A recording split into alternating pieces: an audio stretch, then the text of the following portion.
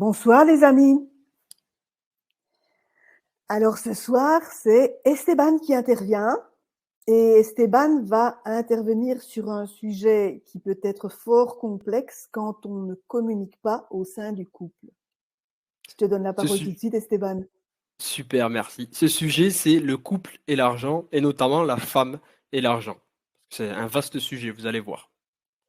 Je suis Esteban Toribio. Dans tout ce que je fais, je crois en leur mise en cause des croyances sur l'argent. Ma manière de remettre en cause ces croyances est de transmettre de l'éducation financière de façon personnalisée et sur mesure. Et il se trouve que je suis conseiller en création et gestion de patrimoine. En introduction, je veux faire une petite blague, un peu pour détendre l'atmosphère de tout le monde. C'est un monsieur qui dit à sa dame: «Ah, cet été, j'aimerais bien partir en vacances à un endroit où je suis jamais allé». Et là, la petite dame répond: «Ben, tu pourrais aller faire un tour à la cuisine». Ah, c'est dans le thème. C'est grave, hein. Allez, On y va. on envoie ça. On envoie la sauce. Fini la rigolade. J'espère que tout le monde est prêt. Donc, ce soir, nous allons parler du couple et de l'argent. On va commencer avec un petit questionnaire. Donc, petit questionnaire sur le droit des femmes dans l'histoire. Comment c'est arrivé petit à petit. Donc, depuis quand une femme peut ouvrir un livret d'épargne sans l'autorisation de son mari? Donc, 1881, 1907 ou 1946. Écrivez, bonsoir Marvin. Écrivez vos réponses dans le chat, les amis. Alors, est-ce que c'est plutôt récent ou plutôt ancien? Il y a un décalage. Oh. C'est pas que les gens ne répondent pas, c'est qu'il y a un décalage. Ah, il y a combien de temps? Je ne sais pas, mais on attend quand même une réponse ou deux. Voilà, Ah ben voilà. 1946, je l'ai dit. Super. Ah, tout le monde est plutôt dans quelque chose d'assez récent en fait, hein. Et non, c'est quelque chose qui est assez vieux, qui est de 1881. Mais, vous allez voir qu'il y a un petit mais en fait derrière. Et la suite, c'est: depuis quand les femmes mariées peuvent disposer librement de leur salaire? Allez-y, on attend vos 1907, réponses. 1946 ou 1965?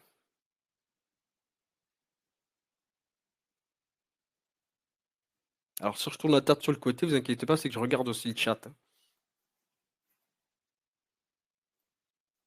Il y a un certain temps de décalage entre les deux. Donc Sophie Charlotte, elle répondait à la précédente en disant 1946. Ouais, j'ai remarqué Voilà. ça. 1965. Moi, je crois aussi que c'est 1965. Ouais. Ouais. Et non, c'est 1907. C'est aussi quelque Oh! chose d'assez ancien. Allez, question suivante. Depuis quand date la disparition de la notion de salaire féminin? C'est-à-dire qu'à travail égal, salaire égal. Puisque il fut un temps, il faut savoir que le travail pour les femmes était payé moindre parce que c'était pour elles de l'argent de poche. C'était considéré comme de l'argent de poche, donc elles n'avaient pas besoin d'avoir un gros salaire. Donc 1934, 1946 ou 1965. Je sais qu'il y a un petit peu de décalage.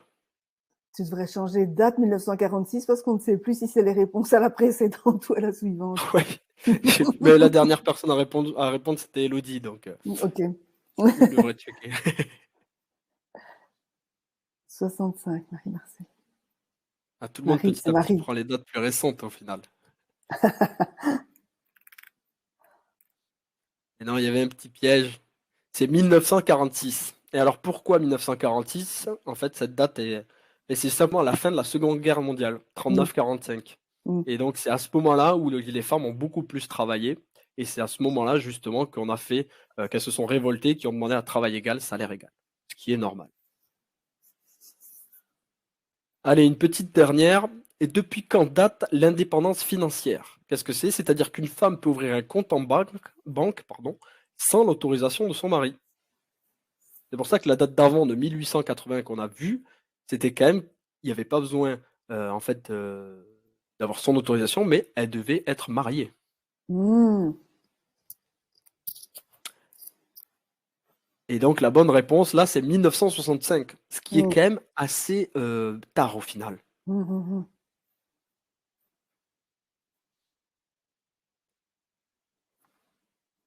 Le droit de vote des femmes en Suisse, c'est dans les années 70. Ouf, c'est fou ça. Mmh. Et une dernière, depuis quand date l'autorisation aux femmes de rentrer à la bourse de Paris et à spéculer?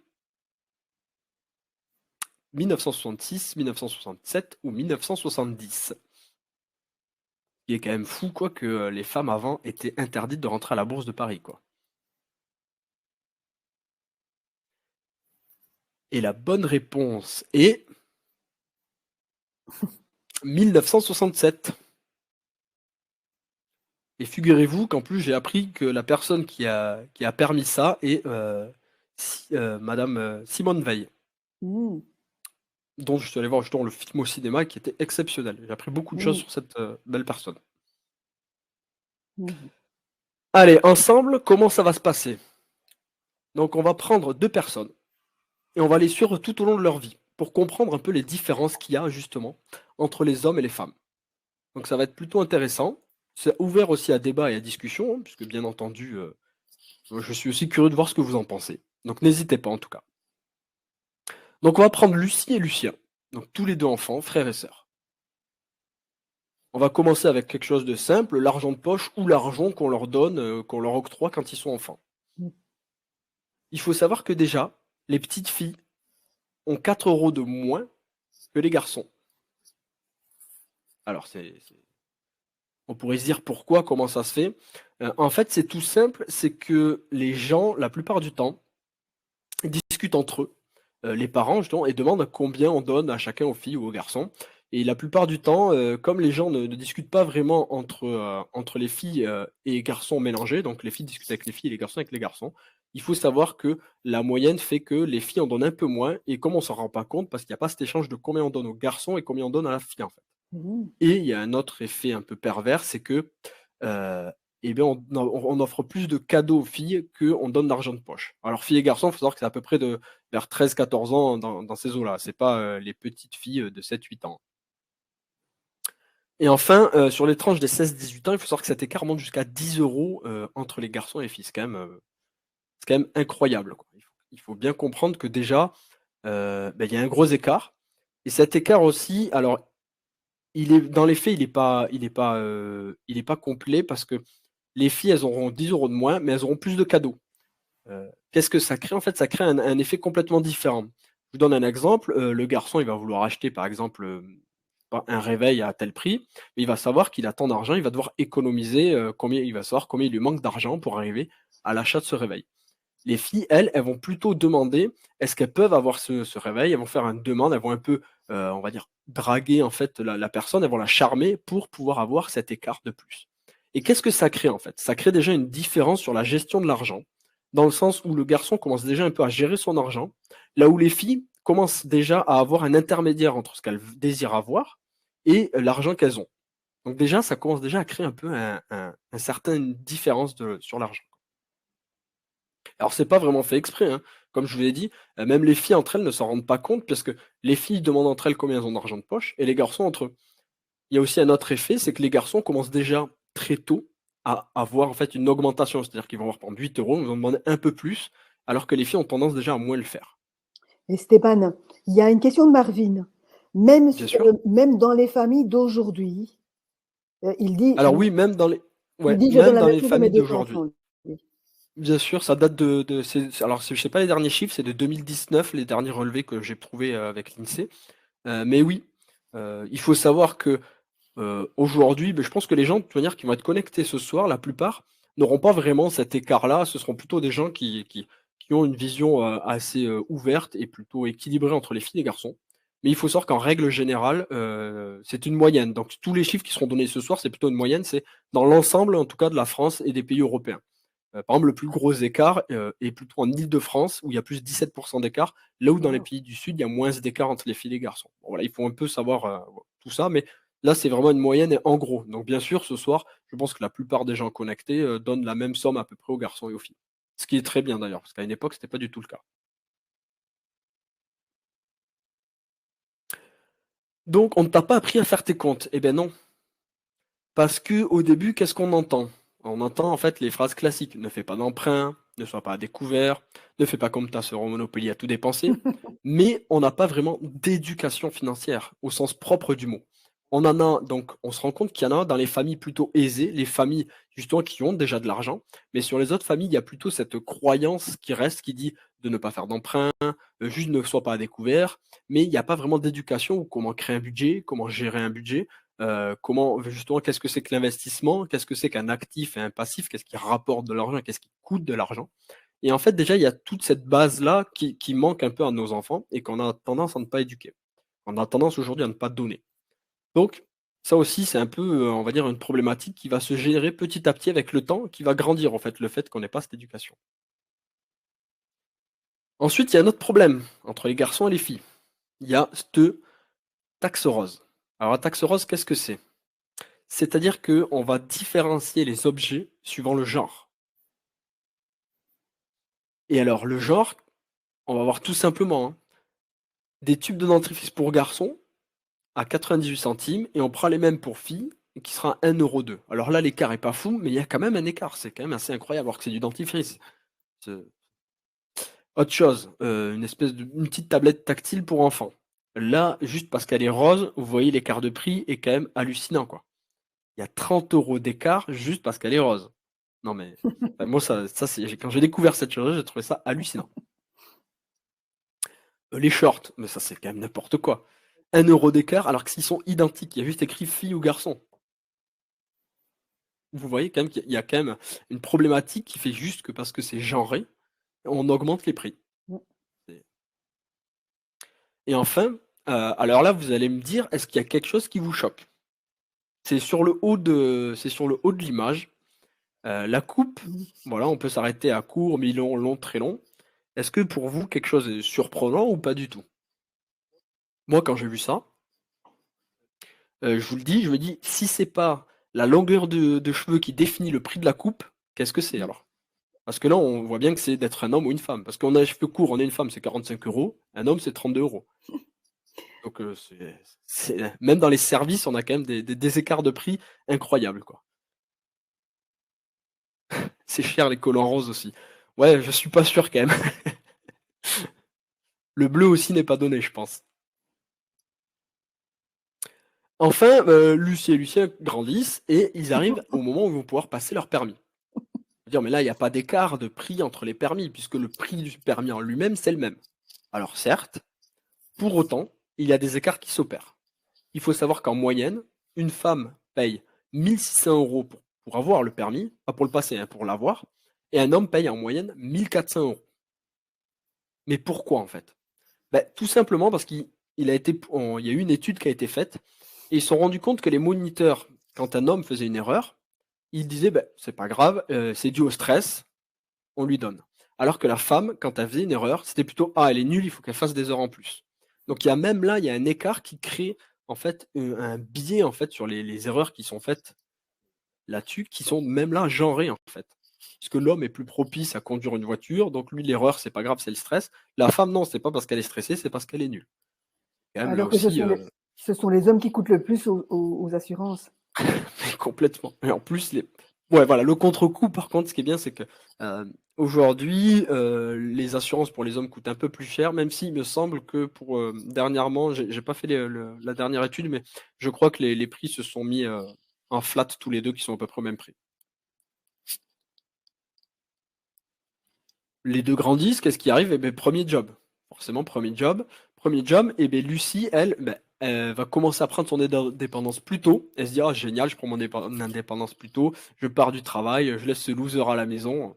Sauf que même là, on se rend compte que, bah, les femmes quittent le domicile familial plus tôt, donc à peu près à 23 ans pour les femmes et 24 ans et 4 mois pour les hommes. Même si ils commencent plus ou moins en même temps. Qu'est-ce que ça veut dire? C'est-à-dire qu'en fait, les hommes commencent déjà à épargner, à économiser en fait en avance. Même là, il y a déjà un écart, quoi. Donc vous allez voir que par la suite, c'est tout un enchaînement de petites choses comme ça qui font qu'il y a un écart quand même significatif à la fin. Il faut savoir aussi que, hem, dans les jobs, on dit que un travail est genré au moment où on dépasse 60 d'hommes ou de femmes dans ce même travail. On dit qu'il n'est plus mixte. Donc là, Lucie, elle se dit qu'en fait, il y a pas d'écart entre les hommes et les femmes, puisque comme 60% en fait des femmes, elle fait un métier qui est dans la santé, dans la relation humaine. Voilà, il faut savoir que c'est 60% des femmes qui travaillent là-dedans. Et là-dedans, mais la plupart sont payées donc au ras des pâquerettes, plutôt au SMIC. Donc, forcément, il n'y a pas d'écart puisque tout le monde est payé très bas. Pour autant, ces métiers-là, donc les métiers du care, ils sont vraiment pas du tout mixtes dans le sens où, par exemple, 86% des personnes qui sont infirmières sont des femmes. Comme quoi c'est vraiment très, très genré. Il faut savoir aussi qu'il y a les professions intermédiaires et de santé où là c'est 77% et le personnel d'entretien correspond à 70% des femmes. Donc tous les métiers en fait du soin, ou de l'entretien, de vraiment qui sont du service, à la personne, et beh, ils sont plutôt orientés vers les femmes, puisque les femmes sont censées être plus douces, censées être faites pour s'occuper des gens. Là aussi, il y a quand même un biais et en plus de ça, c'est des métiers qui sont très utiles, en fait, on en a besoin et pourtant, c'est les métiers les moins bien rémunérés. Donc là aussi, il y a quand même, quelque chose qui est assez problématique. Qu'est-ce qui se passe? Beh, Lucie, trouve un copain et tout ça et donc ils emménagent ensemble. Et donc avec l'emménagement ensemble, qu'est-ce qui se passe? La vie commune et avec la vie commune, on va avoir la gestion des premières dépenses. Donc comme tout couple, dans les premières gestions des dépenses, comment ça se passe? Un coup, c'est l'un qui paye quelque chose, un coup, c'est l'autre. Moi, je paye cette facture, lui, il paye ceci et au début, en fait, il y a pas vraiment de, on va dire de gestion, claire et nette. Il y a pas de budget qui est créé. Donc bon, au début, c'est pas trop gênant, mais en fait, ce qu'il faut comprendre, c'est que dans la vie commune, ce qui est intéressant, il faudrait, dans l'idéal, créer en fait un compte joint pour les dépenses communes. Comme ça, chacun met la somme qu'il a besoin et un compte joint pour chaque fois que vous allez payer quelque chose, heu, de plus gros, en fait, où vous allez faire un crédit. Ça, on va y revenir un peu après et là-dessus, il faut savoir que, sur cette vie commune, 65 à peu près des Français, des couples, n'ont pas de gestion des dépenses. C'est-à-dire qu'il y a pas vraiment de budget alloué où moi je dépense tant, lui il dépense tant, ou alors on met ça pour les courses, ça pour ceci. C'est vraiment du moi je paye ça, toi tu payes ça et donc forcément ça crée un certain déséquilibre, parce qu'il y a pas vraiment de suivi. Il faut savoir aussi que 40 des couples ne parlent jamais de l'organisation de leur budget. C'est quand même, incroyable parce que c'est quand même l'argent c'est quand même quelque chose qu'on en a besoin plus ou moins, mais c'est fou que 40 n'en parlent pas. Et 90 des couples ayant choisi un système n'y pensent plus jamais. C'est-à-dire qu'ils définissent ce qu'on fait par moitié-moitié et après c'est une f on a dit qu'on mettait ce système en place, on n'en parle plus. C'est comme si l'argent, parler d'argent dans le couple, rendait ça sale en fait, que le couple n'était plus, en fait, ça rendait quelque chose de sale. Alors que pas du tout, c'est quelque chose dont il faut parler et je dirais même que pour aller plus loin, pour être vraiment dans quelque chose de carré, il faudrait que tous les mois, on fasse un point budget à tous les 2, enfin dans le couple quoi, pour, gérer ses dépenses et voir comment ça se passe. Parce qu'il faut savoir qu'il y a des visions différentes de l'argent et il y a des gens qui seront plutôt frileux et d'autres qui le seront beaucoup moins. Et souvent dans le couple, on sait qui est un peu plus frileux, de celui qui l'est moins sur l'argent. C'est pour ça que c'est intéressant d'avoir un compte joint pour les dépenses communes et pour les dépenses que chacun fait, il faut avoir gardé son compte en fait privé. Puisque si celui qui veut dépenser X euros, pour faire ce qu'il veut, beh, ça n'impacte pas en fait la vie du couple. C'est ça qui est intéressant à savoir. Et q j'ai constaté aussi, en lisant, certains livres et certains podcasts et certaines études, qu'il y avait beaucoup de personnes qui mentaient en fait sur le prix des choses. Parce que justement, on a inculqué ça, le fait que, dépenser de l'argent pour soi, des fois, c'est mal en fait de s'acheter quelque chose ou comme ça. Notamment, bien sûr, notamment du côté des femmes, quoi. S'acheter quelque chose de cher, ouais, c'était mal perçu. C'était comme, quelque chose où, elles savent pas gérer leur argent. Ça aussi, c'est quelque chose d'incroyable encore aujourd'hui. Alors je pense qu'avec les tendances, tout ça, contribue un peu à baisser, mais quand même, les chiffres datent de 2019, c'est pas tout vieux non plus. Quoi d'autre? Je fais juste un petit check voir que j'ai rien oublié. Ah oui, il faut savoir aussi que 76 des femmes veuves ou divorcées auraient souhaité être plus impliquées dans les dépenses et dans la gestion du budget du couple. Donc ça montre que quand même il y a en fait une prise de conscience, mais souvent trop tard. Je pense que c'est un peu le problématique, qu'on peut voir et j'espère qu'avec ce soir, vous aurez peut-être pris conscience ou fait, mis en chose des places.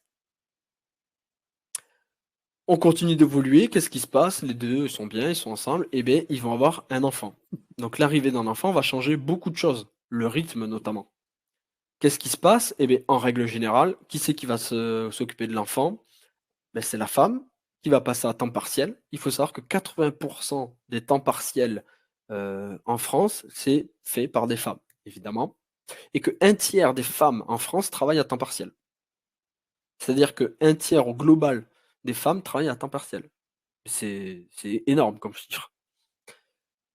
Qu'est-ce que ça crée? Beh, ça crée en fait une cassure dans la carrière de ces femmes. Parce que souvent, elles vont par exemple elles vont mettre en pause justement leur carrière, ce qui fait qu'elles auront des évolutions, beh, forcément moins flagrantes et des revenus aussi qui vont baisser, parce qu'elles vont être à 80.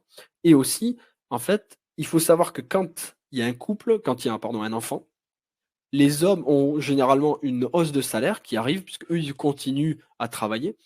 Et autre chose qui est incroyable, c'est que les hommes rentrent, comme l'a dit Patricia, je crois que c'était hier ou avant-hier, les hommes rentrent un peu plus tard dès qu'il y a un enfant à la maison. Ça aussi, c'est incroyable, truc de fou. Donc les inégalités se creusent petit à petit. Et ces inégalités-là, qu'est-ce qu'on voit? On voit qu'il y a un écart de salaire entre les hommes et les femmes qui sont célibataires de 9. Et chez les femmes, dès qu'il y a plus de célibat justement, on a un écart moyen qui est de 32. Ici, je comprends pas, Esteban. C'est-à-dire que, heu, on prend un homme et une femme qui ont à peu près la même tranche d'âge, mais qui sont célibataires. C'est-à-dire que Oui, jusqu'à ce qu'ils soient célibataires, qu'ils aient pas eu d'enfants ou oui. qu'ils soient pas, on va dire, surtout qu'ils n'ont pas eu d'enfants en fait, c'est surtout ça la variable. Il y a un écart en fait de salaire qui n'est alors que de 9, mais c'est déjà 9. Oui, Mais au moment, en fait, où il y a un enfant qui arrive, oui. l'écart de salaire tombe jusqu'à à 32 en fait. Enfin, Oh, monte à 32, pas tombe. OK. OK, merci. Heu, je trouve ça c'est l'arrivée de l'enfant, en fait, c'est souvent, une cause de problématique, mais aussi une cause, d'inégalité, financière puisque qu'est-ce qui se passe? On a un enfant, on change notamment de voiture puisqu'on a besoin d'une voiture plus grosse, mais comme la dame, enfin la dame est à 80, elle ne peut pas payer cette voiture. Donc monsieur achète la grosse voiture et il le prend sur ses revenus à lui et donc madame en compensation, bah, elle va payer des coûts, des courses en fait. Donc ça, il faut pas le faire. Je vous explique pourquoi, parce que tout simplement, il faut en fait, il faut être dans les dépenses, les plus grosses dépenses, il faut toujours y être, surtout si on est le plus petit salaire.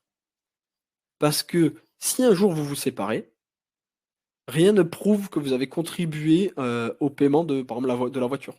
Donc en fait, vous repartirez avec rien du tout.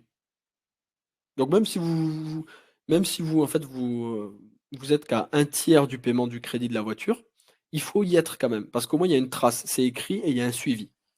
Qui vous permet de ne pas partir avec rien du tout, puisque si vous payez plus de courses ou plus de couches pardon, et beh, il y a aucun vous récupérerez absolument rien, quoi. Donc ça, il faut en avoir conscience. Sur le coup, on se dit pas que ça peut mal se passer. Il faut pas voir tout, dans le mal, mais c'est bien quand même d'anticiper, de penser un peu à l'avenir, au cas où ça se passe mal, en fait. Autre chose, les tâches ménagères. Les tâches ménagères, il faut savoir que, les corvées, sont multipliées justement chez les femmes, puisque elles sont plus souvent à la maison, donc c'est elles qui font plus de corvées. Pour autant, il y a pas de compensation là-dessus, en fait. Et ce qu'il faut savoir, c'est qu'en moyenne, une femme fait 3 heures de plus de ménage qu'un homme. Par Attention, quoi? à chaque Par fois, c'est jour? c'est des moyennes. Non, non, 3 heures, par semaine. Donc c'est pas non plus, encore un chiffre, mais bon, c'est quand même 3 heures, je trouve que c'est quand même important. Ce serait bien qu'il y ait pas d'écart, hein, en fait, tout simplement. Et il faut savoir que la moyenne du prix des ménages à l'heure, en fait, c'est de 12,50 €. Donc, avec le crédit d'impôt réduit, hein, donc, c'est-à-dire qu'on divise à peu près par 2. Mais si on prend ça, à la semaine, beh, ça fait 37,70 €. Au mois, ça fait 150 € et 1 800 € par an. Donc en fait, il faudrait pouvoir le noter et le suivre, en fait, pour montrer qu'il y a cet effort qui est fait en plus pour, bah, si un jour ça se passe mal ou pour, en fait, montrer qu'on est aussi là dans le budget de la famille, quoi. C'est Et quand même là, un budget. Esteban, là, ce montant que tu viens d'évoquer, c'est un montant qui correspond à quoi précisément? Ça, c'est le coût en fait d'une heure du personnel de ménage pour faire le Ok, ménage. ok, ok. Ok, C'est en merci. fait, on prend l'équivalent de si on le faisait faire par quelqu'un, quoi, en gros. Voilà. Mais ce qui est hallucinant, c'est que, par exemple, on commence, on n'a par exemple pas de lave-vaisselle et c'est l'homme qui fait la vaisselle. Très bien, il va gagner un peu plus, il va acheter un lave-vaisselle. Mais il ne compensera pas ce temps en moins par autre chose. Mm. C'est comme dernièrement, j'ai un couple d'amis, qui m'a dit: «Ah, beh, je voulais avoir, justement, je voulais qu'on prenne, quelqu'un pour nous aider à faire le ménage» et finalement l'homme a acheté un robot aspirateur. Mhm. Donc ça a quand même rien à voir, c'est pas la même chose. Oui. Donc c'est ces petites choses, en fait, qui font que, il y a un écart aussi qui se crée, qui est financier puisque le temps qu'on passe à faire ces tâches ménagères, on le fait pas à faire autre chose. Mhm. Alors surtout, faut pas hésiter s'il y a des questions, si c'est pas très clair, parce que c'est clair dans ma tête, mais des fois c'est pas forcément toujours très clair comment je le ressors. Mais c'est pour ça que je te pose des questions. N'hésite pas, il y a pas de problème. Ouais, ouais, ouais, ouais. Lucie paye aussi trop d'impôts. Alors pourquoi? Parce qu'on a fait des enfants, donc pour protéger un peu tout le monde, ils se sont pacsés ou mariés. Qu'est-ce qui se passe? Quand on se paxe ou qu'on se marie, on fait une déclaration d'impôt commune. Et comme son nom ne l'indique pas, on a choix à 2 taux. Et le premier taux, le taux de base qui est choisi, c'est le taux personnalisé.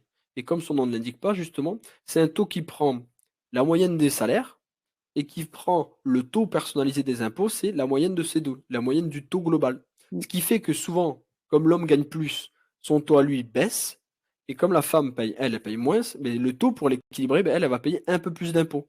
Donc au final, elle se fait avoir dans le sens où elle paye plus d'impôts là où elle en payait moins avant, sur son revenu. Oui. Donc, un Alors exemple que si au... vous prenez Ah, le taux vas-y, individualisé, vas-y.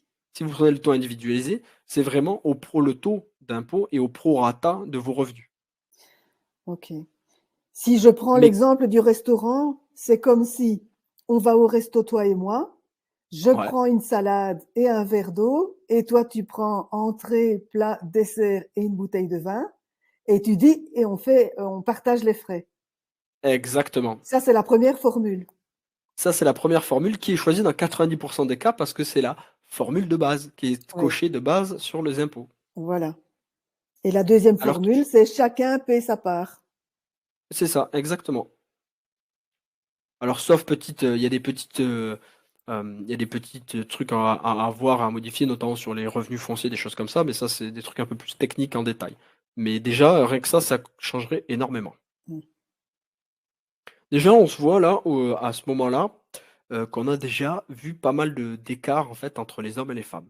Pas mal d'écarts notamment sur le revenu, pas mal d'écarts en fait sur le fait de travailler dans le sens où souvent l'homme continue de travailler et la femme ralentit ou s'arrête pour s'occuper des enfants Ouais. et donc elle met en pause sa carrière professionnelle. Donc elle aura plus de mal justement à revenir dans le milieu professionnel et à avoir une carrière, pour justement gagner plus d'argent ou avoir quelque chose qui lui tient à cœur ou avoir un métier justement, plus, comment je peux dire ça? Stimulant, valorisant, plus d'ambition. Voilà, c'est ça. Responsabilisant, des choses comme ça. Ouais. Parce qu'il faut savoir qu'on met moins souvent une femme, justement à un poste à responsabilité parce qu'elle peut être enceinte et elle peut s'arrêter. Ça aussi, c'est problématique. Donc il y a déjà cet écart. On en est là. Heu, Si je fais un peu un topo, il y a l'écart enfant et de l'enfance jusqu'à aujourd'hui, on a cet écart qui s'est creusé un peu sur tous les points. Que ce soit sur les revenus, que ce soit sur le temps, donc justement de la charge mentale puisque le temps à s'occuper des enfants, à s'occuper des tâches ménagères et justement à ne plus avoir de temps vraiment pour soi, pour son développement personnel et souvent elle a aussi moins de temps, justement pour voir des gens puisqu'elle doit s'occuper des enfants et quand le mari rentre, soit elle s'occupe du repas ou des choses comme ça. Ce qui fait qu'elle a moins de temps au final pour elle, même si la plupart du temps, on se dit qu'elle est à la maison, elle peut faire ce qu'elle veut, mais en fait pas du tout. Ça, c'est quelque chose aussi qu'il faut en avoir conscience. Évidemment, à un moment donné, comme, je crois que c'est 60 des couples, oui, c'est ça, il y a séparation. Donc Alors je le souhaite pas à tout le monde, hein, bien sûr, mais qui dit séparation dit, eh beh, déménagement, pension et garde alternée. Donc le déménagement, pourquoi, la femme déménage? Parce que souvent le plus gros revenu, bah, c'est monsieur et donc il y a que lui qui peut garder la résidence où ils sont. Donc souvent, madame déménage.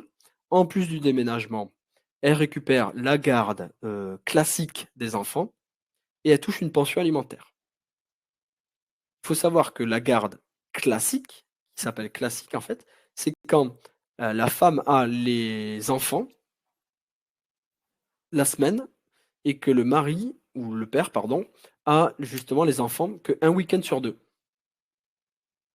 C'est-à-dire que ce qui est considéré comme classique, c'est que la femme elle ait les enfants toute la semaine et le mari, le père, 1 week-end sur 2. Donc déjà moi je j'ai un peu de mal avec ce terme classique. Pour moi ça serait la garde, pas un autre nom et la garde alternée justement, c'est quand on fait 1 semaine sur 2. Ça, c'est pour moi, ça devrait être la garde classique. Mais déjà je trouve que dans le nom, il y a un problème là-dedans. Qui dit garde, classique justement dit pension alimentaire. La pension alimentaire, donc celui qui la verse, donc là, souvent, bah, c'est le père. Celui qui verse cette pension alimentaire, elle est déduite de ses impôts et la mère qui reçoit cette pension alimentaire, elle re-rentre dans son revenu imposable. Ce qui veut dire que c'est considéré comment? C'est un peu considéré comme comme si on faisait un don. Voilà, celui qui donne la pension alimentaire, c'est un don, donc ça vient déduire ses impôts en plus.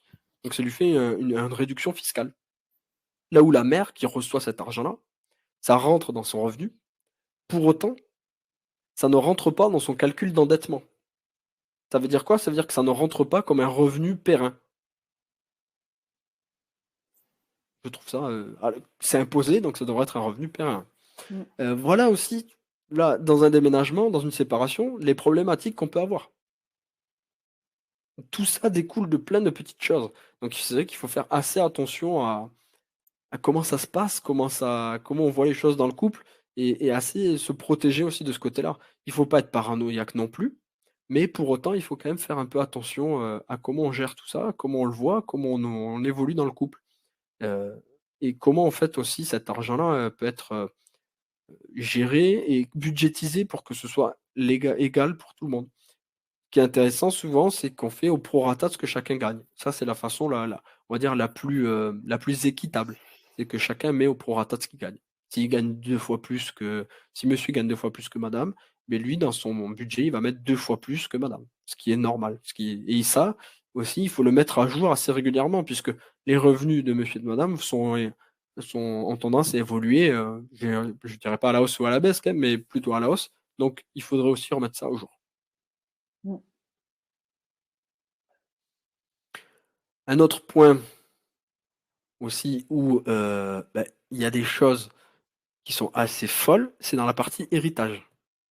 La partie héritage, c'est-à-dire que souvent, dans 60 des cas, les personnes qui aident ses parents, les parents, quand il y a un homme et une femme, hein, comme là Lucie et Lucien, ce sera Lucie, dans la fille, qui va aider ses parents, qui va lui apporter ses médicaments, qui vont les suivre, qui vont venir les voir, régulièrement. Là où l'homme, justement, vient plutôt les voir de temps en temps et ça suffit. Donc là aussi, il y a une question de temps passé qui est plus important. Mais il faut aussi savoir que, dans la plupart des cas, on donne plutôt, des biens structurants aux héritiers. Qu'est-ce que c'est qu'un bien structurant? C'est de l'immobilier, c'est une entreprise, c'est vraiment des choses qui se valorisent dans le temps. Là où on va plutôt compenser financièrement sur, la fille. C'est-à-dire qu'on va prendre une maison qui est une maison familiale, on va se dire: «Ben, on veut que ça reste dans la famille, donc on va la donner au garçon». Elle a une valeur, de 200 000 €, mais pour pas qu'on paye trop, on va la sous-évaluer à 150 000 €. Et qu'est-ce qu'on fait? Ben, à la fille, on va lui donner l'équivalent, de ces 150 000 € en argent, quoi. Mais déjà là, ben en fait, on a sous-évalué la maison, donc on sous-évalue ce qu'on donne à la fille. Là où le bien, justement immobilier, lui, est évalué plus haut, mais qu'on sous-évaluait pour payer moins de frais. Donc ça aussi, c'est assez fou que même dans l'héritage, il y a en fait un biais là-dedans, parce qu'on se dit que les hommes sont plus à même, de gérer des biens, de gérer des entreprises. C'est pour ça qu'on leur donne plutôt des biens structurants et aux filles, on donne plutôt, de l'argent. Alors j'espère que tout ça, tend à changer, mais bon, les derniers chiffres, ça a toujours été comme ça pour l'instant et j'espère que tous ceux qui écoutent justement contribueront à faire un changement là-dessus. Et ensuite, ben, on arrive quand même à un moment crucial, c'est la retraite, forcément.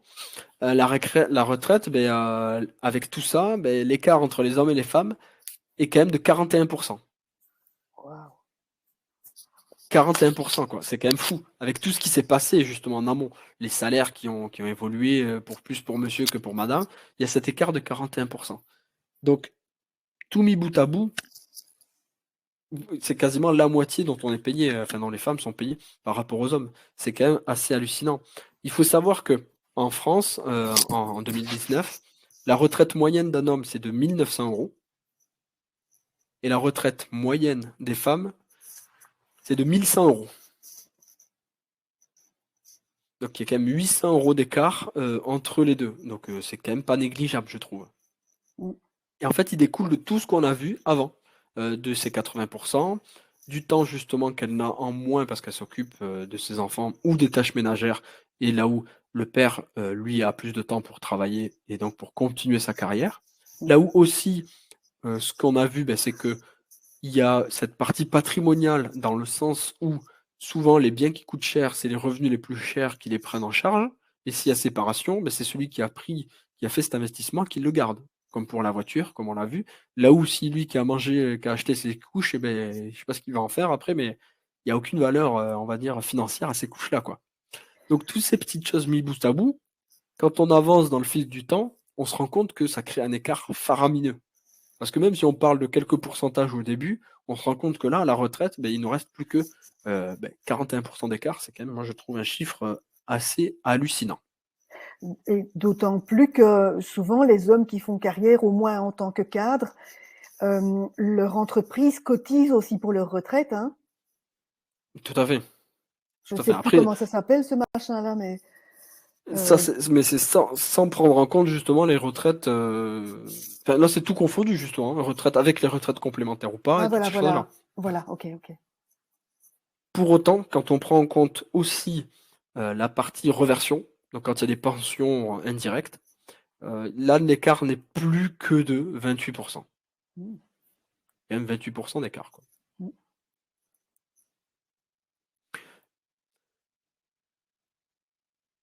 Alors j'ai été peut-être un peu vite, parce que je vois que ça fait que 37 minutes, mais en conclusion, je pense qu'on pourra quand même pas mal, euh, pas mal discuter.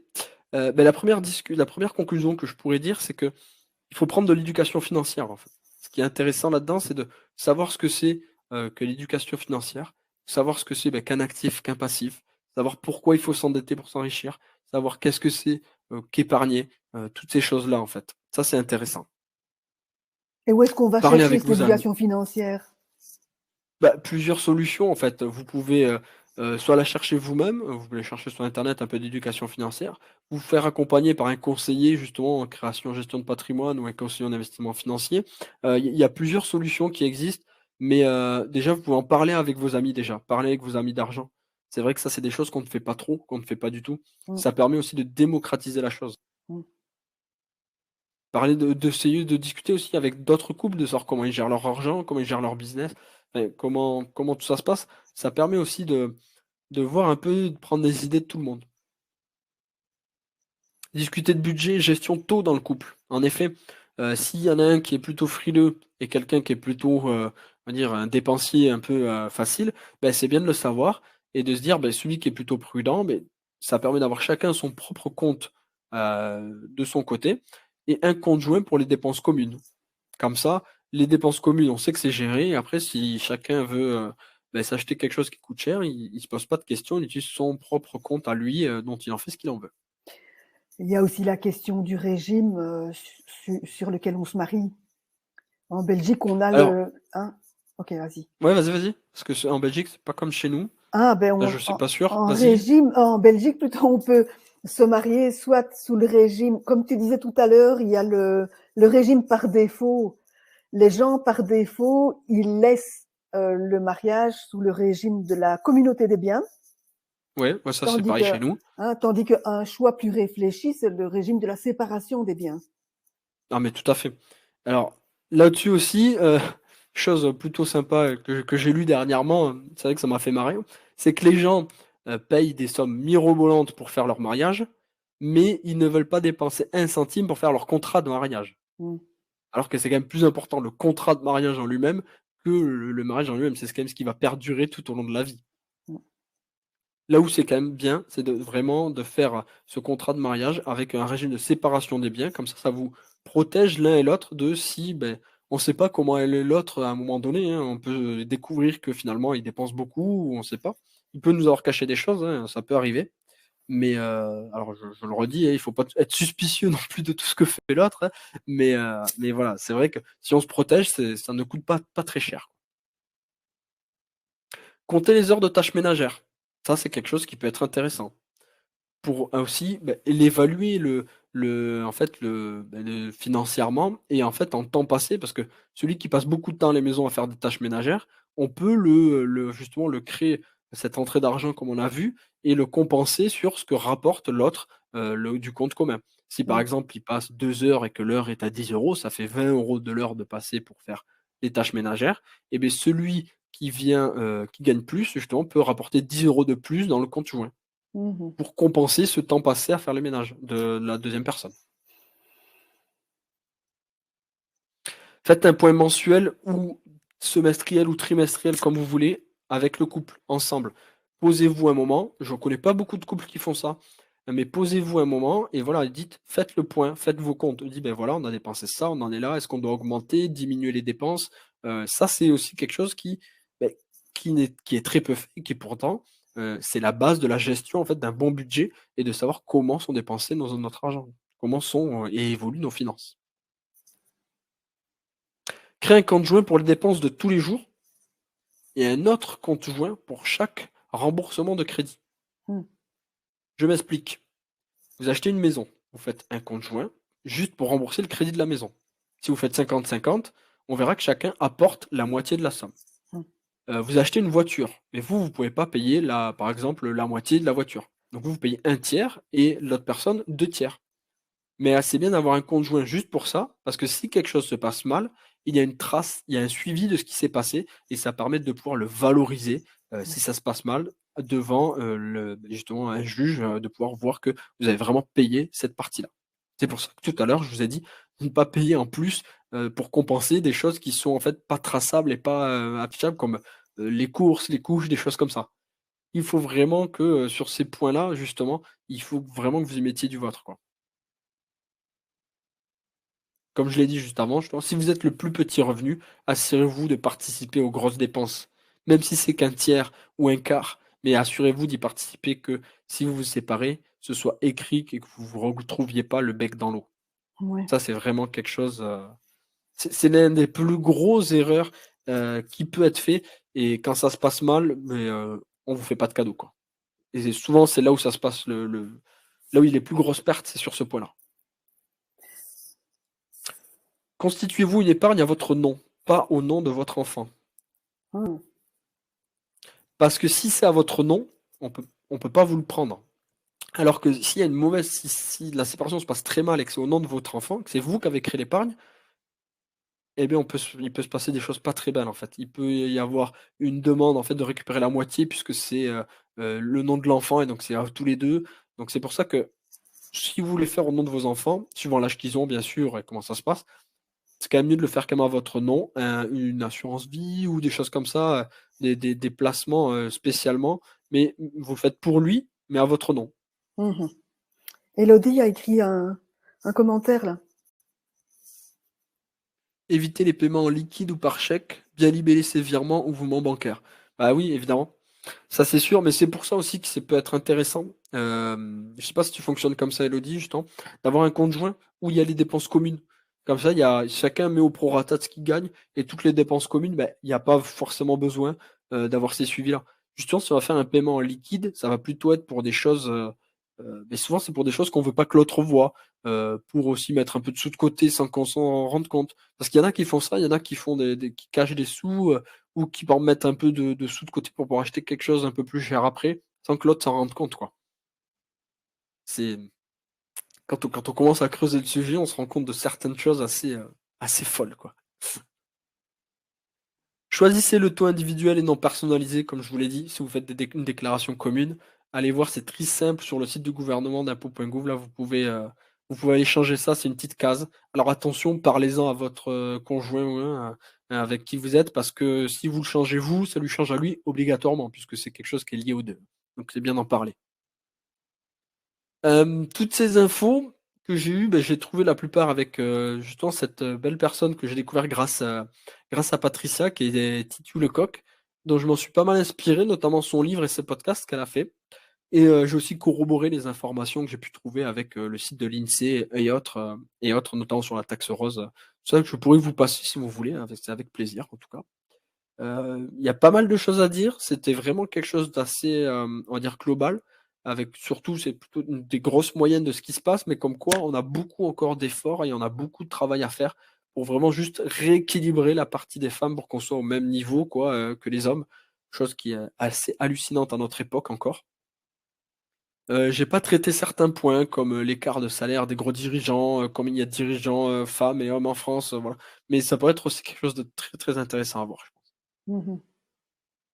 Te laisse parler de justement de la présentation de demain, Patricia? Ah oui, bah, demain, on va enfin répondre à la question que j'ai posée chaque jour.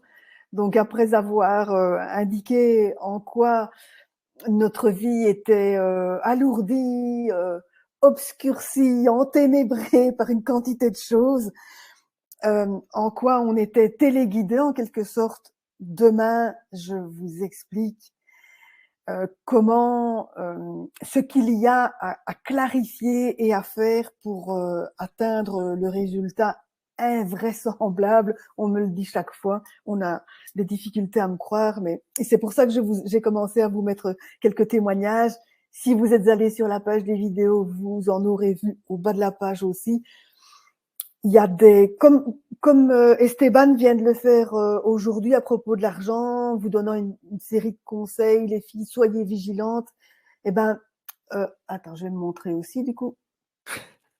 Euh, on se laisse un petit peu endormir comme ça dans un monde d'habitudes qui font qu'on ne se rend pas compte qu'il y a des choses à faire. Et vous allez voir combien demain vous allez voir combien des problèmes qu'on traîne, des problèmes chroniques en fait, peuvent se résoudre à une vitesse incroyable quand on active les bons curseurs. Mais on va revenir au sujet parce que je trouvais ça passionnant ce que tu as abordé aujourd'hui et j'aurais pas pu l'aborder parce que c'est pas du tout mon créneau. Et donc on va redire que ton métier c'est Conseiller en création et gestion de patrimoine. voilà. J'aide justement les gens à se créer plus de patrimoine, je les aide sur leurs finances, et à aussi, diaboliser ce mot de patrimoine qui peut faire peur un peu, à certains et à certaines. Ouais. Je les aide à atteindre leur objectif financier. Mmh. Je vois Elodie que tu me dis: «Oui, oui, tout à fait, mais plutôt pour de grosses dépenses ou dépenses exceptionnelles». Tu parles sur les virements, mouvements bancaires ou les liquides? Tu parles de ça? Je pense que oui, mais c'est vrai qu'on a un petit décalage. Oui.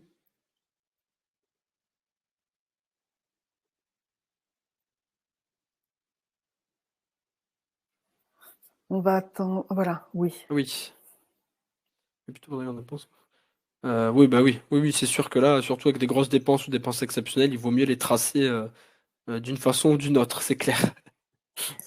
J'aimerais bien, Esteban, que tu récapitules les conseils que tu donnes aux femmes. Euh, Alors les conseils, oui, il y en a le premier, le tout simple. oui, Quand vous vous mettez, notamment en couple, c'est la première partie où il y a vraiment cet écart qui est fait. Ça va être de parler d'argent de suite, de créer un budget en fait, de créer, ça peut faire peur, hein, je comprends de créer un compte joint ou de parler budget dès le début, ça peut être assez effrayant, mais c'est quand même, on va dire que c'est le problème d'aujourd'hui. C'est que parler d'argent dans le couple, on dirait que c'est mal, on dirait que c'est sale, tu vois? C'est pas parce qu'on va parler d'argent qu'on va pas moins s'aimer ou que ça va casser quelque chose dans le couple. C'est vraiment quelque chose aujourd'hui qu'il faut qu'on dédiabolise un petit peu. Hem, c'est bien, même si au début on fait pas un compte joint, mais juste déjà d'aligner les dépenses de chacun, que ce soit à peu près équilibré. Que vraiment, il y ait pas cet écart de par exemple celui qui a l'appartement, il paye le loyer parce que c'est chez lui et que l'autre il squatte, H24. bah, il faut quand même avoir une compensation d'une façon ou d'une autre, ce qui est normal, en fait. Oui. Il y a cette chose-là. Ensuite, quand vous allez passer, par exemple, puisque la plupart du temps c'est ça, même si, c'est pas toujours que le cas, quand vous allez passer vous avez un enfant et que si vous passez, choisissez à temps partiel ou vous arrêtez, il faut aussi compenser cette partie-là, financièrement, dans le sens où soit il faut le tracer, l'écrire et continuer à contribuer, en fait, à ces paiements, les paiements, en fait, qui peuvent être faits sur, toutes les grosses dépenses, les dépenses patrimoniales, on va dire. Les patrimoniales, c'est tout ce qui peut rapporter ou qui prend de la valeur, toutes ces choses-là. Reprendre et prendre aussi, de l'éducation financière tout au long de la vie, puisque ça évolue continuellement, donc savoir ce qu'on fait et ne pas penser tout le temps que, l'autre, qui pourra subvenir à nos besoins. Parce que j'ai remarqué que ça aussi c'est assez fou, mais il y a la violence, qui est faite aux femmes de façon physique, mais il y a aussi une violence économique qui est faite. Dans le sens où, quand elles arrêtent de travailler et qu'elles n'ont plus d'entrée d'argent, l'homme certains hommes, et bien sûr c'est pas tous heureusement, sentent un pouvoir justement de gagner cet argent et en fait, elle s trace un peu les femmes sur leurs dépenses à la culotte, quoi. Elle dit: «Ben non, t'as pas besoin de ça, donc tu le dépenses pas, quoi» et ça aussi, c'est une violence, une pression économique qui aussi bloque la femme qui ne peut pas, si elle se sent pas bien, elle peut pas quitter le domicile puisqu'elle se dit: «Mais qu'est-ce que je vais faire puisque je ne gagne plus d'argent?» Ouais. Donc ça aussi, voilà, il faut un peu l'anticiper et faire attention à ça. Enfin, alors vous parlez d'alimenter du conjoint au prorata des revenus, mais comment prendre en compte les heures garde d'enfants, ménage ou la prise d'un 80 ou 50 pour les enfants? Attends Esteban, avant de répondre à cette question-là, termine parce que tu disais «enfin» et tu n'as pas achevé la phrase et moi j'étais en train de noter ce que tu disais. Non et enfin, préparer sa retraite soi-même le Ah, plus tôt possible et préparer une épargne de précaution propre à nous, à soi-même, quoi. Ne pas compter que sur des comptes joints, des comptes, à nos enfants ou des choses comme ça. Vraiment penser aussi à soi, à son avenir, hein. OK, Il faut le préparer le plus tôt possible et avoir un peu c'est une épargne de précaution quoi qu'il arrive, c'est quelque chose d'intéressant. OK. Donc oui, Voilà. sur la question de Brigitte, comment prendre en compte les heures garde d'enfants, ménage ou la prise de 80 à 50 pour les enfants? Pas toujours évident, en effet, il va y avoir plusieurs solutions. Je pense qu'il y a pas de solution miracle. Je pense qu'il faut en parler dans le couple, il faut mettre les choses, en fait, à plat, au clair et se dire que, soit, on le budgétise, on l'estime, en fait. On l'estime et on valorise à combien vaut notre heure, notre temps passé à garder un enfant ou à faire du ménage. Ça, il faut le valoriser pour le transmettre, le transformer en valeur, on va dire monétaire, un peu pour, par exemple, le remboursement du crédit de la maison. Si, le remboursement est de 1 000 € par mois et que c'est l'homme, qui rapporte le plus, qui rapporte par exemple les 1 000 € qui paye tout, il faut compenser en se disant: «Ben moi je paye par exemple, je passe tant de temps à garder les enfants et tout, ça représente telle valeur numéraire» et à partir de là, faire un peu un prorata pour se dire: ben voilà, on l'écrit ou on le note». Il faut qu'il y ait quelque chose de tracé parce qu'on peut pas le faire, en fait, comme ça de façon claire.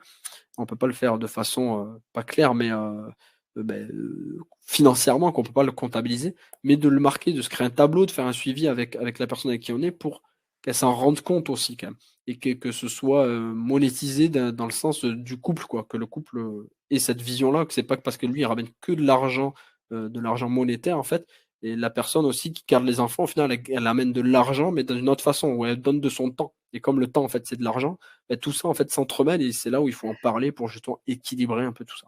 Ouais, on pourrait dire que souvent dans les couples, les hommes bâtissent leur carrière sur les épaules des femmes, hein?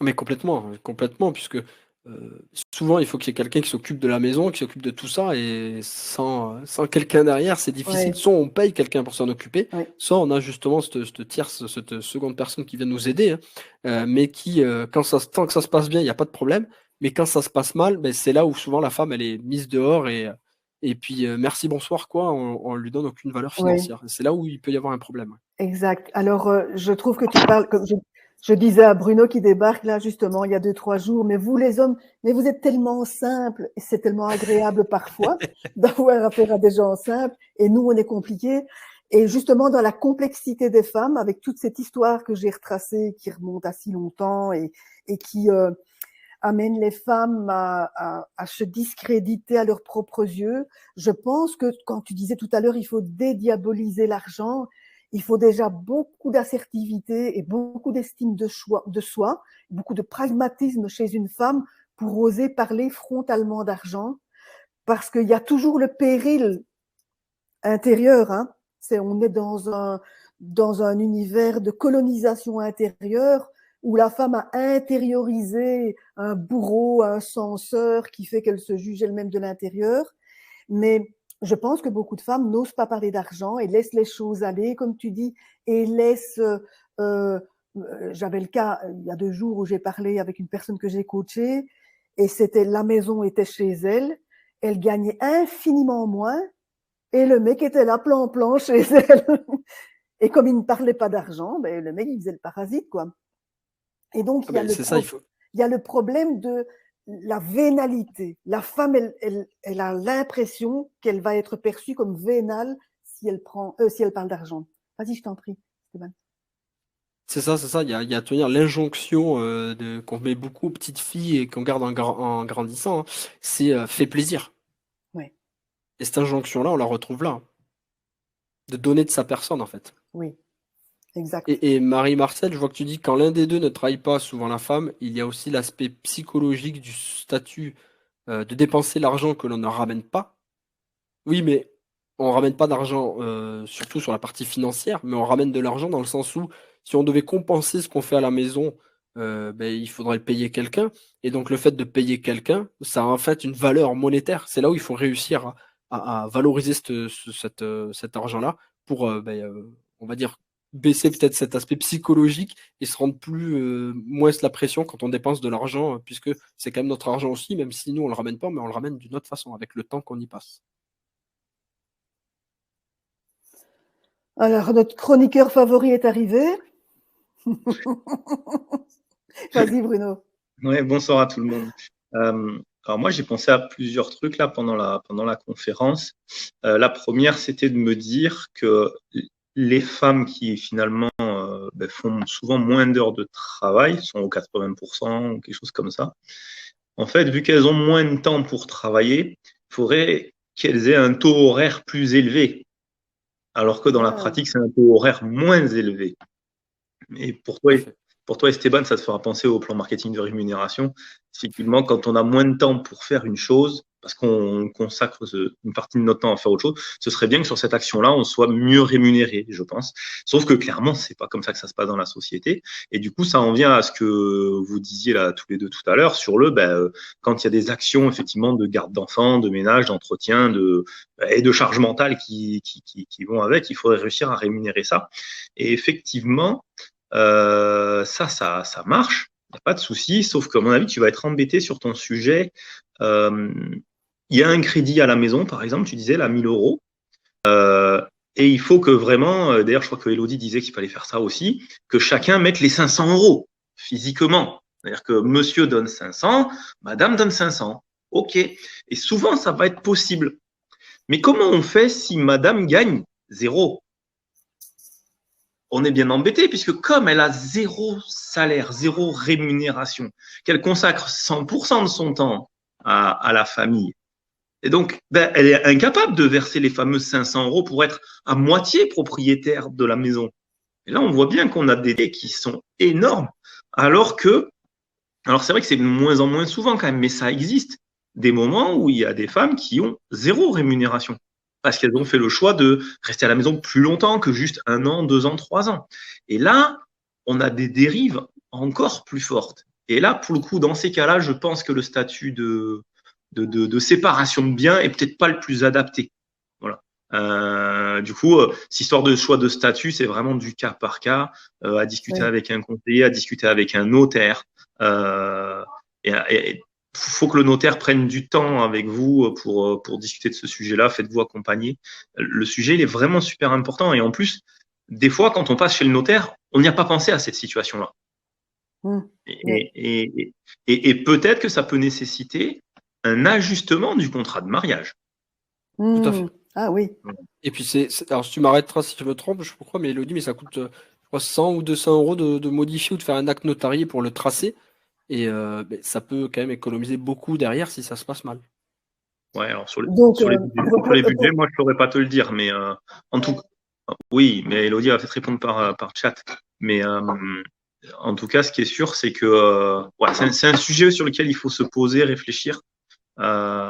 Surtout, en fait, en gros, plus il y a de différence de rémunération entre les deux conjoints, plus il faut prendre de temps et se poser, quoi. Oui, Tout à fait. et tout ça présuppose qu'il y ait de la communication au sein du couple. Hein. Ça, c'est la base, quoi.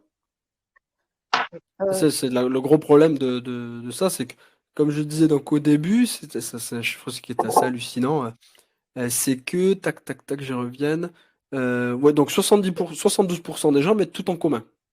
Ouais. C'est-à-dire que la plupart des gens, ils prennent un conjoint, fini, c'est tout, tout va dedans. Ouais. Ça, c'est le premier truc. Donc là, on ne sait pas vraiment ce qui se passe. Hein. Et l'autre chose, c'est que 40% des couples ne parlent jamais de l'organisation de leur budget.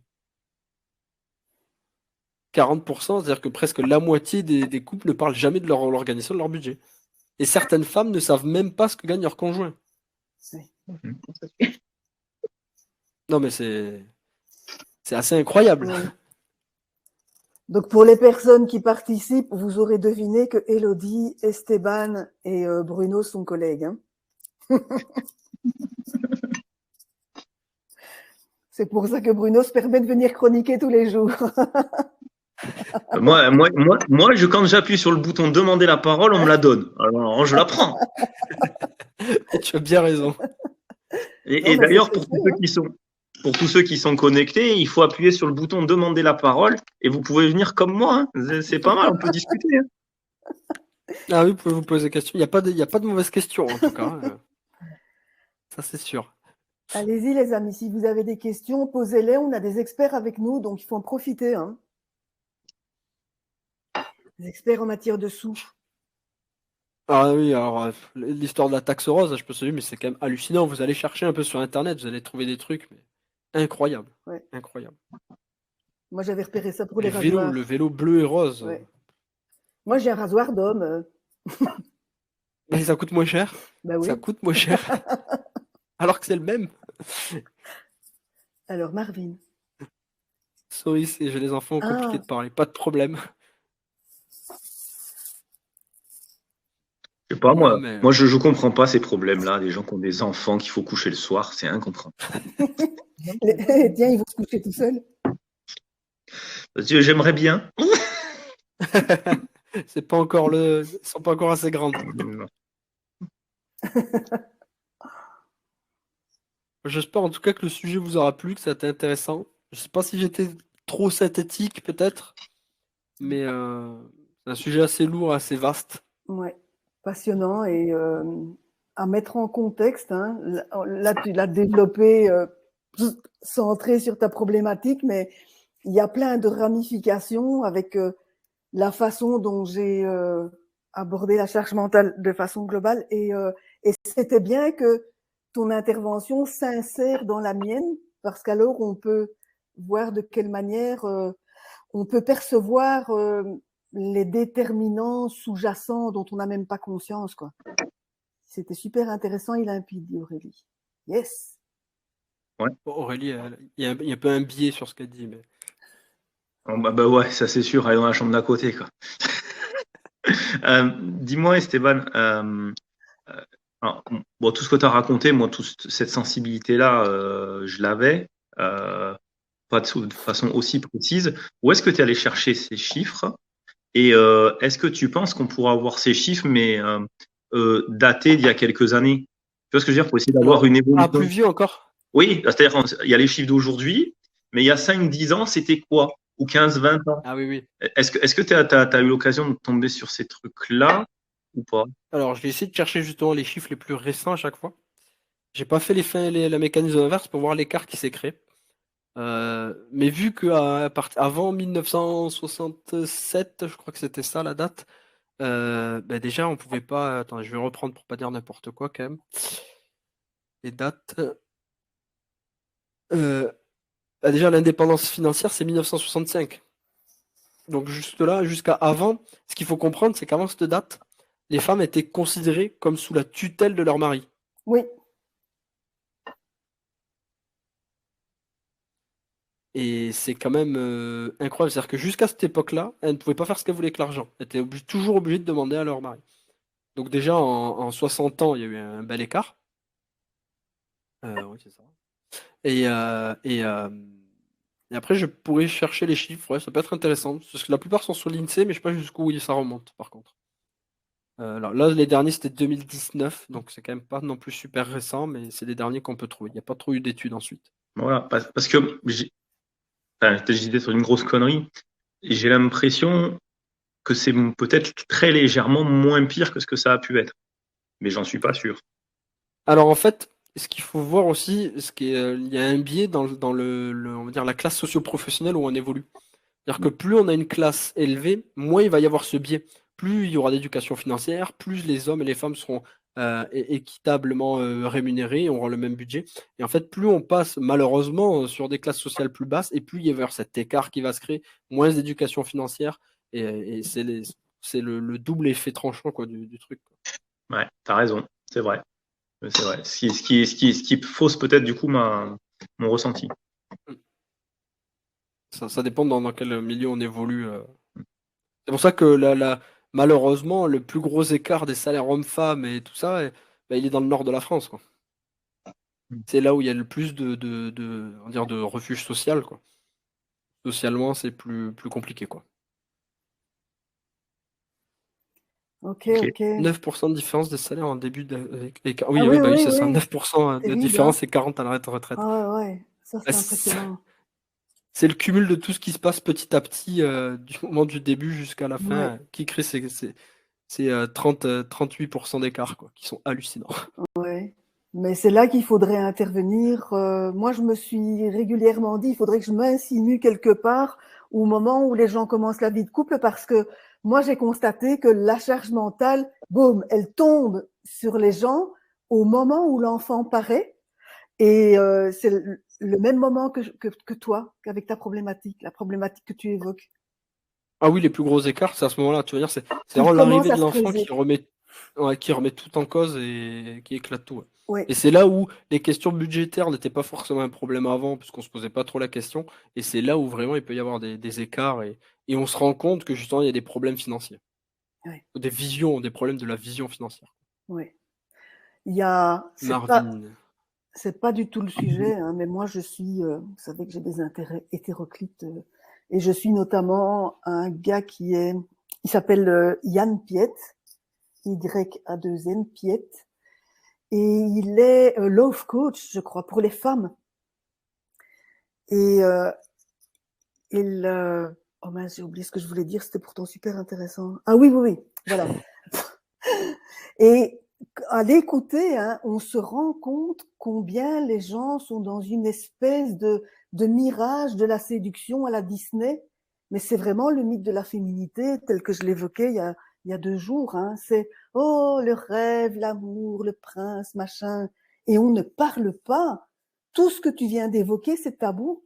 On ne parle Hmm. pas de ses valeurs, on ne parle pas de vie concrète ensemble, comment on conçoit l'éducation. Et il y a un accompagnant, un psy très intéressant, pour l'instant j'ai oublié son nom, un Canadien, je vais retrouver son nom en parlant, qui disait qu'on avait pu établir une typologie des couples qui réussissent, des couples qui s'épanouissent. Et notamment, il disait, ben, ce sont des couples qui notamment parlent des sujets tabous, dont l'argent, dont l'éducation. Il y a aussi une part d'irréductibilité, il y a des choses sur lesquelles on ne s'entend pas, et il faut accepter de ne même pas en parler, tellement on ne s'entendra jamais sur le sujet. Mais ça fait partie des 3 trucs, et il y en avait 5, je crois. Yvon Dallaire, voilà. Yvon Dallaire. Yvon Dallaire.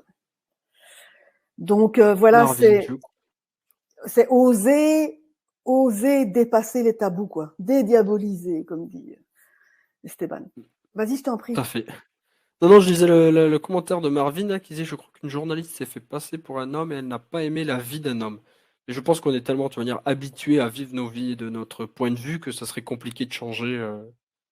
On aurait des regards tellement différents que ça serait compliqué, je pense.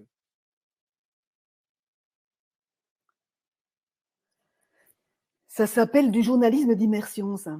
Se Mm. déguiser en quelqu'un d'autre pour aller explorer sa vie.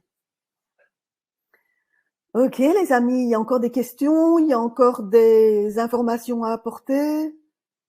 Bruno, Esteban. Non. En tout cas, je sais que quand Et, j'ai et- commencé à creuser ce sujet-là, ça m'a sacrément surpris, tous ces chiffres que j'ai vus. ouais, c'est Et passionnant en tout cas. jusqu'à un certain moment, tu vois, je disais avec Aurélie que j'étais plutôt pour l'humanisme et pas pour le féminisme, pour qu'on soit tous égaux. Mais suite à ces écarts tellement monstrueux, j'ai compris qu'il fallait être féministe juste pour pouvoir être au minimum à essayer de remonter le niveau, quoi. Ah oui, c'est ça, quoi.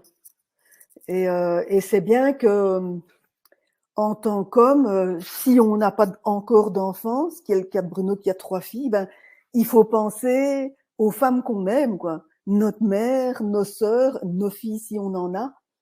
Euh, il y a tant d'hommes qui ne se sentent pas concernés, ben, vous avez des femmes que vous aimez autour de vous. Et donc, l'enjeu pour les hommes, c'est de se déconstruire, hein, c'est-à-dire de prendre conscience de ses privilèges, mais comme c'est un enjeu important pour les femmes de se déconstruire, pour prendre conscience des modalités concrètes de notre soumission. Et j'en parlerai un petit peu plus demain, et c'est évidemment ce qu'on fait quand on s'embarque dans le parcours, c'est se déconstruire pour remettre l'amour. L'amour de nous pour commencer, au milieu du circuit. Mais Bruno, allez, vas-y. On ne t'entend T'as pas pas. le micro. Ah, ça y est, c'est bon là. Yes. Ouais. Je disais là, on a reparlé là de l'histoire de différence là de salaire entre le début et à la retraite.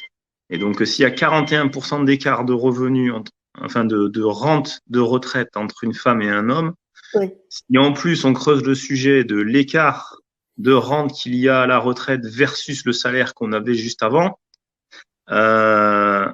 l'écart du coup entre la vie normale avant la retraite et le passage à la retraite, autant vous dire qu'il y a personne qui assume la retraite chez les femmes, quoi. Donc, Ça fait quoi, 80%, non? bon, j'en sais rien, mais enfin, en tout cas, à la louche, pour toutes les femmes qui sont là et toutes les femmes qui écouteront le webinaire, attendez pas des autres, et allez chercher les connaissances et mettez-vous à préparer la retraite parce que ça va piquer grave. C'était le premier sujet. Et le deuxième truc auquel Tu je veux dire à pensais, l'avenir, Bruno, oui, tu veux dire à l'avenir, à oui, partir de maintenant, quoi. à leur situation personnelle, la traiter dès maintenant, parce que sinon, à la retraite, c'est la cartouche complète. C'est je vais vivre sous les ponts, quoi. Voilà. Oui. Donc, alors, faut pas prendre ça comme c'est la catastrophe. La bonne nouvelle, c'est qu'il y a des solutions. Mais au plus tôt on s'y prend, au mieux c'est, quoi. Voilà. Et donc, une femme avertie en vaut au moins deux, quoi. Voilà. Donc ça, c'était le truc auquel je pensais. Et il y en avait un autre. C'était tout à l'heure, on était sur la répartition du revenu dans le couple, quoi. Avec peut-être que monsieur doit payer un peu plus parce que madame qui est restée à la maison n'a pas généré le salaire, etc. Et donc, du coup, ça génère des problématiques de ressenti de la part de la femme qui du coup, en gros, elle est payée par son homme. Enfin, tu vois, tu peux avoir ce phénomène-là, quoi. Et ça peut exister. Il peut y avoir des passages comme ça parce qu'il y a des moments, il y a les enfants qui sont tout petits et donc naturellement, dans la vie, on va faire ça. Mais je pense qu'il est, déjà effectivement nécessaire de reconnaître que la femme qui fait quelque chose à la maison, ça mérite rémunération, mais c'est pas que rémunération, quoi. C'est reconnaissance comme quoi il y en a pas un qui est sous l'autre, enfin qui dépend de l'autre. Faut l'avoir ça en tête. Et je pense que d'essayer de revaloriser au plus tôt l'équilibre dans la famille. Voilà. Oui. Trouver une solution individuelle pour que celui qui reste à la maison, finalement, il a autant de salaire que l'autre, en fait. C'est-à-dire qu'il y en a un qui gagne 5 000, l'autre qui gagne 0. En fait, tout le monde gagne 2005 chacun, en fait. C'est juste qu'on n'a pas apporté la contribution au même endroit. Donc, en tout cas, moi, je le vois comme ça. C'est-à-dire que on a eu cette réflexion, cette discussion-là il y a plusieurs années maintenant avec Émilie, et la conclusion, ça a été celle-là, c'est de se dire, mais quand il y en a un des deux qui va faire un job à 5 000 € par mois, par exemple, et que du coup, ça nécessite que l'autre gagne peut-être jusqu'à 0. Et ça vaut combien le salaire de celui qui reste à la maison? Ça vaut, ah bah oui, attends, 150 heures par mois de travail, à 10 € de l'heure, ça vaut 1500 €. Bah, peut-être pas. Parce que si la personne qui restait à la maison ne faisait pas ça, celui qui prend 5 000, il pourrait pas les gagner les 5 000. Mais il oui, gagnera peut-être exact. 2000. Donc, est-ce que si on est dans un cas, comme je donne dans l'extrême, un qui gagne 5000, l'autre qui gagne 0, mais celui qui gagne 5000, c'est aussi parce que l'autre gagne 0, est-ce que ça ne veut pas dire que les deux gagnent 2005? Oui, oui, c'est ce que j'évoquais tout à l'heure en disant que beaucoup d'hommes se bâtissaient leur carrière sur les épaules de leurs femmes. Hein. C'est ça. Malheureusement, tout le monde n'a pas cette vision qu'on peut avoir. Ouais, mais si je pense que cette question-là, elle mérite d'être évoquée. Tout le monde ne la tranchera pas forcément avec la vision qu'on a nous chez nous, où on dit bah on prend le tout, on mélange et on divise par deux, d'accord? Je pense que tout le monde n'aura pas cette vision-là et c'est pas grave. Mais l'important c'est que les deux soient alignés avec la décision qui est prise, d'accord? Et du coup, qu'est-ce qui va se passer si le conjoint qui lui est à la maison est bien dans ses pompes? Eh bien, le couple ira mieux et les deux conjoints iront mieux, en fait. Exact. C'est juste ça. Ça, c'est clair. Ouais. Pauline, Voilà. tu veux prendre la parole? Tu veux venir? Parce que là, il y a un calcul qui a été fait englobant tout, on arrive jusqu'à 6 000 euros. Tu comprends ce que ça veut J'imagine qu'elle veut dire? dire. Ouais, j'imagine que c'est en prenant en compte les tâches ménagères, la garde des enfants, l'éducation des enfants, les choses comme ça, Ouais. peut-être. Mais je suis pas sûr de bien comprendre. Pauline, tu peux venir prendre la parole, hein? Il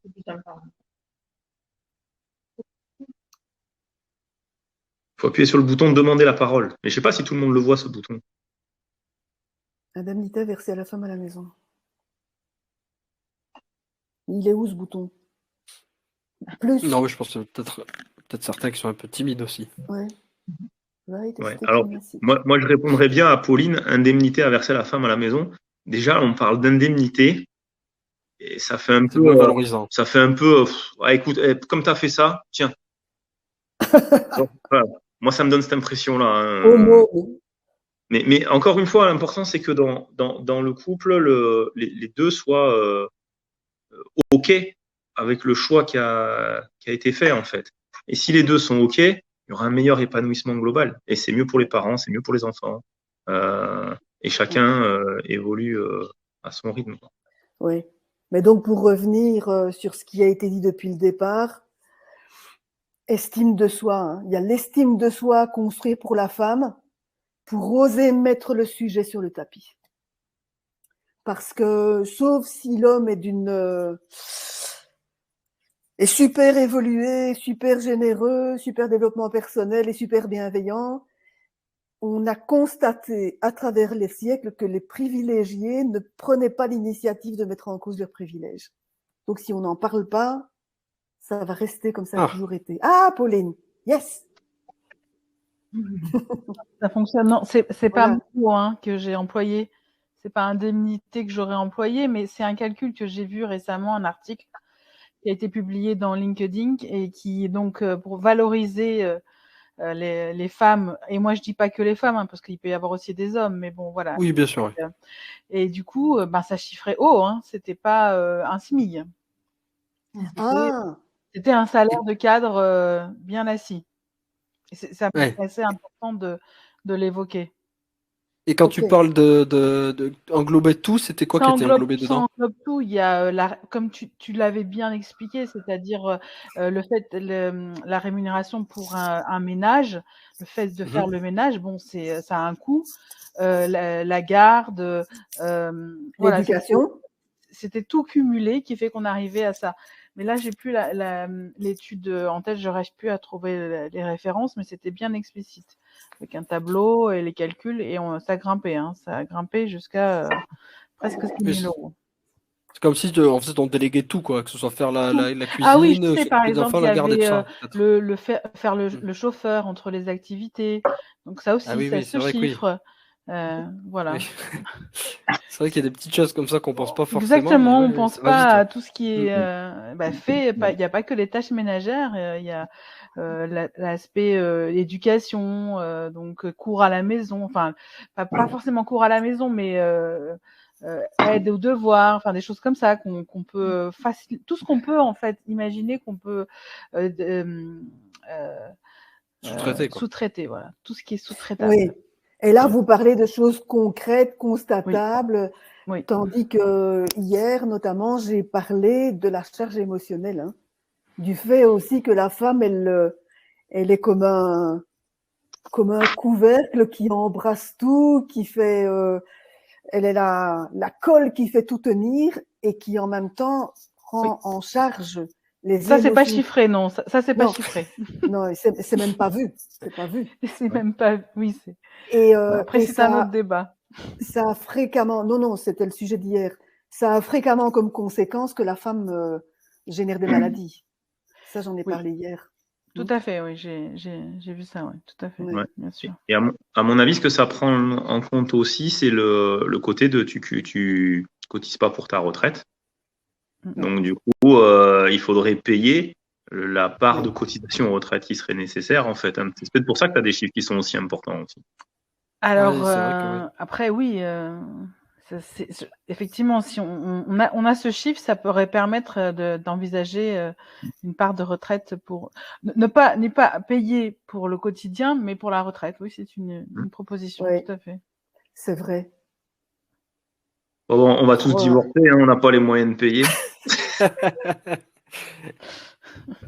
Mais merci Esteban d'avoir proposé comment dire cet exposé ce soir. Moi ça m'a beaucoup. Enfin, il y a des choses que je faisais déjà instinctivement, mais je trouve de le rappeler à de nouveaux couples, enfin de jeunes couples, c'est très important.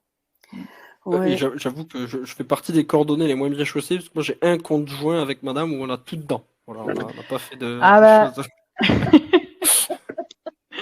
Va falloir s'y je me suis mettre alors. Ouais, voilà, ça m'a beaucoup fait me poser des questions et réfléchir à tout ça, et je dis que c'était plutôt une bonne idée, justement. Ouais. Mais moi, je trouve ça très, très éclairant et à mon avis, ça va inspirer beaucoup de gens parce que je l'ai évoqué auparavant, on était dans les années 80, hein, c'est Néandertal, hein, on était un couple très contemporain dans la manière d'interagir et d'éduquer, mais en même temps super Néandertal en matière de gestion de l'argent. Là, je dois dire que il a bâti sa carrière sur mes épaules et il a eu des avantages. Enfin, ses boss ont cotisé pour lui pour une pension, quoi. Et il gagnait. J'imagine que sa pension, elle est pas mal du tout maintenant. On est divorcés, ça je l'ai déjà dit aussi, hein, depuis longtemps. Mais l'apprentissage de la gestion financière, elle est relativement récente, puisqu'en fait, toi, Esteban, tu as trouvé des données via voilà, le livre que tu nous as cité ou des données de l'INSEE. C'est des choses qu'on n'apprend pas non plus à l'école, mais à l'heure actuelle, je pense que à la fois les jeunes hommes et les jeunes femmes n'ont pas vraiment le choix. Ils démarrent leur carrière célibataires avec ils sont, enfin, voilà, ils sont un peu obligés dans leurs études aussi d'avoir un minimum à connaître sur le budget du fonctionnement d'une société. Donc, je pense que c'est des choses qu'on n'avait pas dans les années, comme tu dis, 80, Patricia, mais que les jeunes peuvent plus facilement trouver ces informations maintenant.